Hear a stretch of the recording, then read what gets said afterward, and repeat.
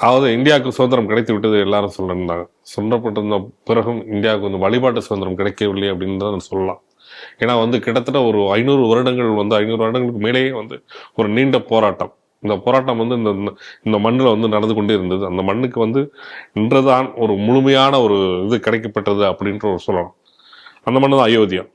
கடந்த ஆண்டு வந்து அந்த கோயில் வந்து கும்பாபிஷேகம் நடைபெற்றது.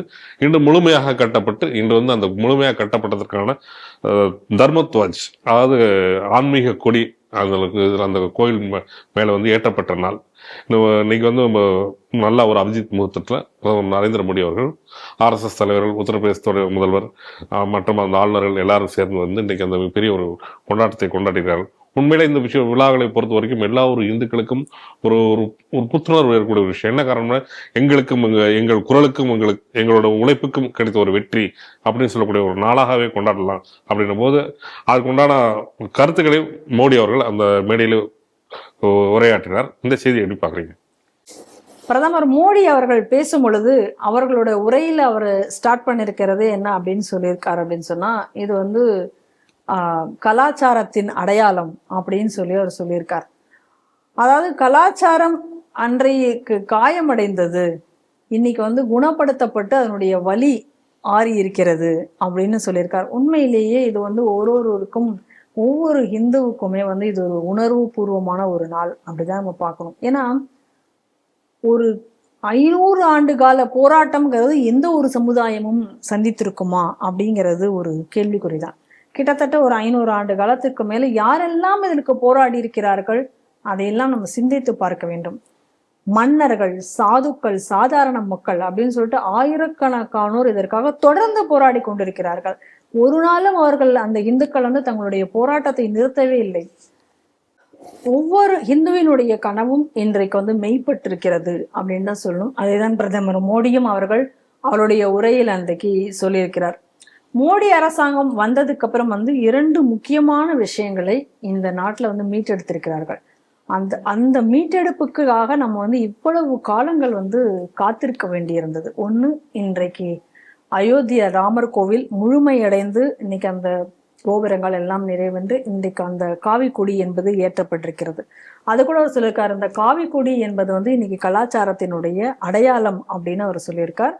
அதுல வந்து ராமரனுடைய சூரிய குலமான அவர்களுடைய அந்த சூரிய சின்னமும், அதுல வந்து அந்த ஓம் என்ற அந்த வார்த்தைகள், அதுக்கப்புறம் அந்த ஒரு மந்தாரை அந்த செடியும் அதுல வந்து அந்த இதுல வந்து பொறிக்கப்பட்டிருக்கிறது அந்த கொடியில், அதை நம்ம பார்க்கிறோம்.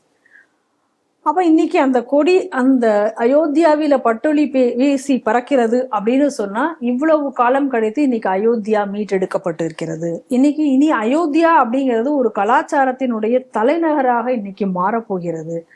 இன்னைக்கு அயோத்தியாவா போய் பார்த்து வந்தவர்கள் எல்லாம் சொன்னாங்க, இன்னும் அதை போய் பார்க்கக்கூடிய பாக்கியம் எங்களுக்கு கிடைக்கவில்லை.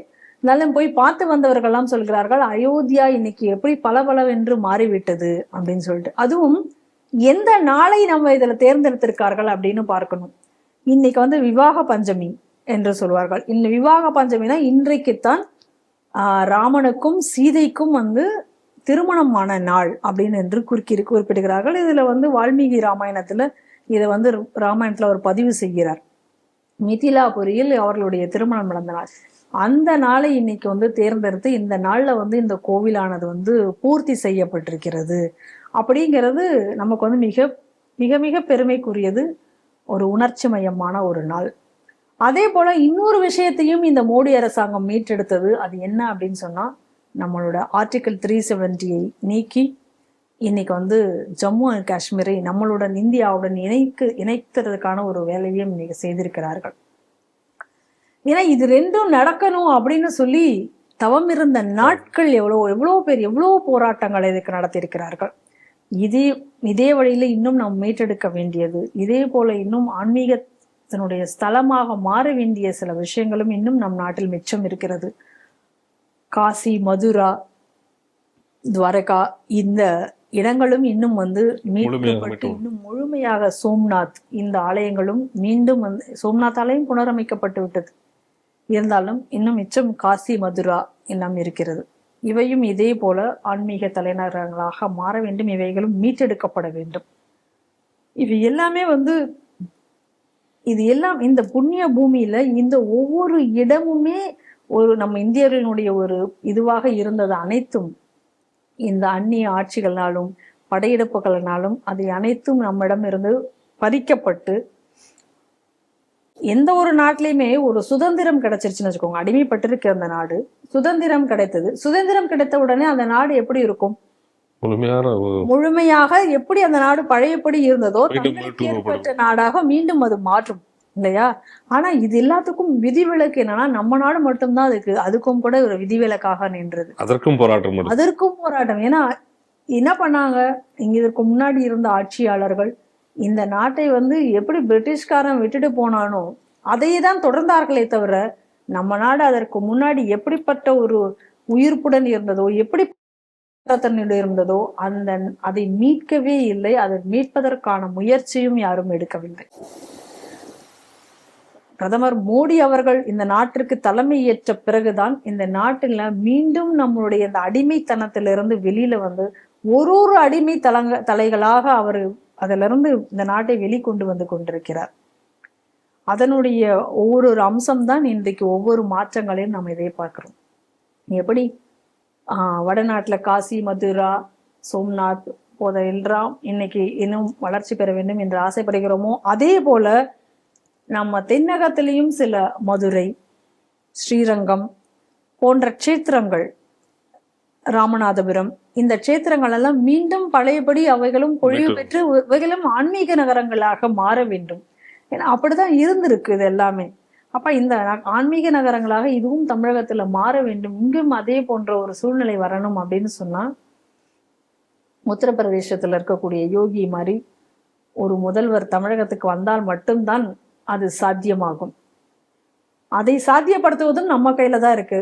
ஏன்னா நம்ம கையில தான் ஓட்டு அப்படிங்கக்கூடிய ஒரு ஆயுதம் நம்ம இந்துக்களான நம்ம இந்த தமிழக மக்களான நம்ம கையில இருக்கிறது. அதை கொண்டுதான் நாம் அதை சாதிக்க முடியும். சாதிக்க முடியாதது ஒன்றும் கிடையாது. இத்தனை வருட போராட்டத்திற்கு பிறகு இன்று நம்மால் அதை சாதித்திருக்க முடியாது இல்லையா?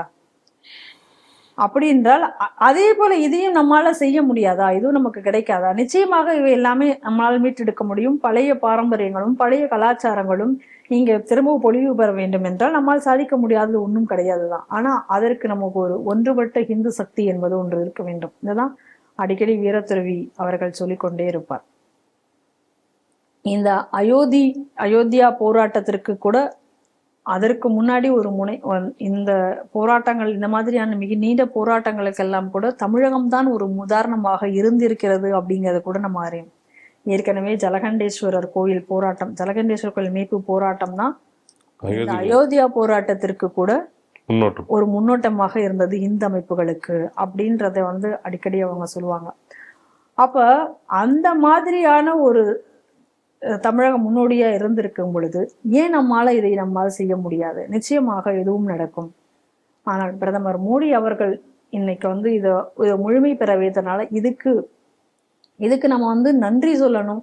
அப்படின்னா பிரதமர் மோடிக்கு மட்டுமல்ல, இதற்கு பின்னால இன்னைக்கு இதற்காக அந்த விஹெச்பி விஸ்வ இந்து பரிஷத் நிறுவனத்தினுடைய அப்ப தலைவராக இருந்த அசோக் சிவாஜி அவர்கள், அவரிலிருந்து ஆரம்பிச்சு, அதாவது ஹிந்து அமைப்புகளுடைய போராட்டத்திலிருந்து நான் சொல்றேன். இதுக்கு முன்னாடி நீங்க பாத்தீங்க அப்படின்னா சாதுக்களுடைய போராட்டங்கள் இருக்கு. அதுக்கு முன்னாடி மன்னர்கள் இதற்காக போராடி இருக்கிறார்கள். சாதாரண மக்கள் இதுக்காக போராடி இருக்கிறார்கள். இந்து அமைப்புகளுடைய போராட்டம் எடுத்துட்டாலே அதே ஒரு நீண்ட, அதுக்கப்புறம் சட்டத்தின் மூலமாக தீர்வு காணதற்காக சட்ட போராட்டம் நடத்தியவர்கள். இது ஏதோ ஒரு சாதாரணமாக ஒரு சின்னதா அப்படி சொல்லி முடிச்சிட முடியாது. இதற்கு பின்னாடி அவ்வளவு ஒரு பெரிய ஒரு வரலாறும் ஒரு பெருமிதமும், ஒவ்வொரு இந்துவும் பெருமிதம் கொள்ள வேண்டிய ஒரு விஷயம் அயோத்தியா ராமர் கோயில் அப்படிங்கிறது. ஸ்ரீ டிவில ஏற்கனவே RBVS மணியன்ஜி அவர்களால் இந்த அயோத்தியாவினுடைய மொத்த போராட்ட வரலாறையும் அவர் சொன்ன வீடியோக்கள் இருக்கின்றன. இந்த தருணத்துல எல்லாரும் அந்த வீடியோவை ஒரு முறை நீங்கள் மீண்டும் கேட்டால், ஏன்னா இன்னைக்கு இருக்கக்கூடிய பல பேருக்கு இந்த அயோத்தியா போராட்டம் என்பது தெரிவதற்கான வாய்ப்பில்லை. அவங்க அனைவருமே இதை கேட்டு தெரிந்து கொள்ள வேண்டும். அப்பொழுதுதான் நம்மளுடைய கோவில்கள், நம்மளுடைய பாரம்பரியம், நம்மளுடைய கலாச்சாரத்தை நாம் எப்படி காக்க வேண்டும் என்பக்கூடிய ஒரு உத்வேகம் நம்மள்கிட்ட இருக்கும். ஏதோ நாம ஒரு நம்ம எப்படி சித்தரிக்கப்பட்டிருக்கோம் அப்படின்னு சொன்னா, நாம ஏதோ எல்லாத்திலிருந்தும் எல்லா அந்நியர்களிடமிருந்தும் நம்ம தோல்வி அடைந்தவர்கள், நம்மளை வந்து அடிமைப்படுத்தி வச்சிருந்தாங்க, நம்ம எல்லாம் ஒரு சாதாரண அடிமைகள் அப்படிங்கக்கூடிய எண்ணம் நம் மனதில் வந்து ஆழ பதிய வைக்கப்பட்டுள்ளது. நிச்சயமாக அப்படி கிடையாது, இல்லை. நாம் அனைவருமே ஒரு மிகப்பெரிய ஒரு போராட்ட குணம் படைத்தவர்கள். எல்லா இடத்திலும் போராடி வெற்றி தான் பெற்றிருக்க முடியும், எங்கேயும் நம்ம தோல்வி அடைந்ததாக நம்முடைய சரித்திரம் கிடையாது. அதற்காக அதே நேரத்துல நம்ம யாரையும் போய் அத்துமீறி தாக்கி ஆக்கிரமித்ததும் கிடையாது, நம்ம ஆக்கிரமிப்பாளர்களும் நாம் கிடையாது.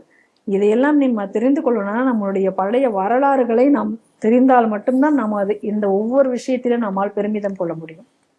அதனால அந்த வீடியோக்களை மீண்டும் ஒரு முறை கேட்டு பாருங்கள்.